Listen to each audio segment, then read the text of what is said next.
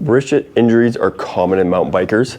I work with a lot of them in the clinic here, from wrist sprains to wrist fractures to after surgery when a bone didn't heal and it needs some plates and screws in it to make sure it heals in alignment and gets and heals properly. So once you're going through the rehab program for your wrist injury, a lot of times you can get back on the bike, but you still not have absolute full range of motion or be somewhat pain-free, especially from the impacts and vibrations of your wrist getting pushed back. So I always suggest mountain bikers utilize a wrist brace to get back on the bike with less pain and perform better, as long as they have the requisite grip strength to be able to hold on to the handlebars and they can mountain bike safely. So instead of extra time off the bike waiting for your wrist to get so close to 100%, there's several options on the market that I suggest for you mountain bikers to get yourself on a bike. So I'm going to show you 3 restrictive braces plus one for a very specific injury of the cartilage in the wrist. So to start, one I've personally used after a wrist injury was just a wrist sprain, and I needed something quickly. I needed it right away. It was about $30 to $40. Is this wrist brace from Shock Doctor. It's very simple Velcro. It fits. It's left or right, so you have to buy the right size, and there's several different sizes based on your size of your hand and wrist. I bought a size up because I was wearing a glove underneath for some, so and to take that in consideration if you're going to be using a glove. So it has these plastic stays on the back that you can take out and adjust, and it acts by sitting on the back of the wrist and hand and restricting movement, so you're not going to get into that hyperextension, which is a commonality amongst all the braces I'm going to show you. Only real downside I found about this one is that it goes through the webbing of your palm. It can be a little bit uncomfortable on longer rides, so I found I was like loosening it up for certain parts of rides, or only wearing it on the downhill when I was doing a enduro style ride where I climbed up and then went down. But yeah, this was great. Shock Doctor has made this same brace for Troy Lee Designs. I got it at a local shop in Canada called Pro Hockey Life. I drove down the highway and got it the same day and was able to try it on. So this is good for low cost, quickly getting it, and it's adjustable. Next one. This is my favorite style of brace. This one is the EVS Wrist Brace. So it has a neoprene sleeve with a couple straps, and it's got these high density foam pieces on the back, which you can actually remove. You have to disassemble the whole brace, but you see these there's one thin one, one thick one, so you can always take them off and adjust it based on the amount of restriction you need. So this I got simply off Amazon because I could get it within a couple days. So I'll just strap it up to show it to you. Big benefit of this one is it's not left or right. It can work on either one, so you can use it again if you suffer a second wrist injury, or wear it on both wrists. So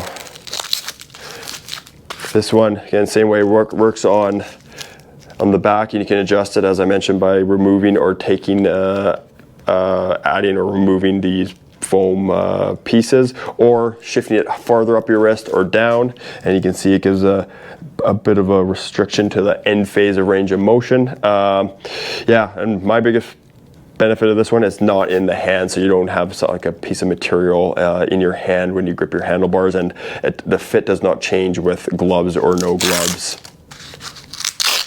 The next one is one of the big burly ones from Leatt. I'm borrowing this from a client who's currently utilizing it, and they're quite happy with it. I've also been able to try, just as somebody I know uses a similar one called by Mobius. Very similar design. It has a coil and a strap, like a boa type of coil. And there's also another one that does custom braces called All Sport Dynamic, which I have not been able to check out myself, but I know one person who's happy with them as well. So to quickly show you this one,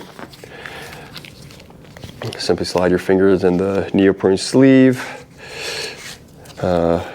Velcro strap, and then like a boa-like dial where you snug it up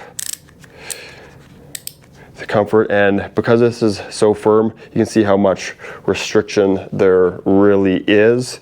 It's really comfortable because there's nothing in your hand. This neoprene over your fingers is very minimal. You barely notice it. And these little, this little section here is that you have different stiffnesses that you can you can swap out, and the other two brands I mentioned have their own versions of a way to adjust the stiffness. But this one, this is on the upper end of price, so around $200 or so. You have to, it's not always easily found, but if you need a lot of restriction, especially after a fracture or a surgery, and you need to wear it long term, this is really one to consider the investment of, because of how burly it is, just how comfortable it is, and like you're just getting something that is much more breathable and versatile versus the other two braces, which are great, but I look at those as much more temporary. Like you just need it for a few weeks to get comfortable back on the bike after an injury. Yeah, and then one more for a very specific injury. It's called a TFCC, which is short for triangular fibrocartilage, and it's a little triangular disc of cartilage that sits like on the pinky side of your wrist. And if you get like this pain, especially doing pressure, this is pressure on the hand, like doing push-ups, doing mountain biking causes as well. This is an injury I've personally suffered from doing manual therapy, mountain biking, playing hockey growing up. So I beat my wrists up, and sometimes my cartilage flares up, and you can also tear that cartilage from like a falling out on your hand, which is the typical mechanism of injury for mountain bikers. So this little strap is a simple Velcro strap. It's called a wrist widget. And what you do is you just get these two little straps, get your hand in, and you get it so the strap lines up right to the, right below. There's a little bump on your hand here, called the pisiform muscle and the little bones of the wrist. You just put a little bit of tension on it and get it till it's snug but comfortable. And then you can try to go put pressure down on your hand. And if you find it improves it, this little, not a brace, this strap is going to benefit you if that's the case. This usually works with like minor irritation to moderate irritations of the TFCC. And if you have an outright tear of it, whether it's acute or chronic, you're probably going to have to go through some rehab and let the cartilage heal before you're ready to get on the bike, because this is not a be-all end-all, like it isn't being a lot of pain and restrict movement, kind of like what this Leatt Brace does. But if it's kind of like you have this irritating ache on longer rides or a part of rides, I found it really helped me get through a summer when my biking load and workload, the manual therapy I did in the clinic, really got my wrist flared up. So something to consider, easily purchased on Amazon for a low cost. I think it was again around $30, like a lot of these braces and straps are.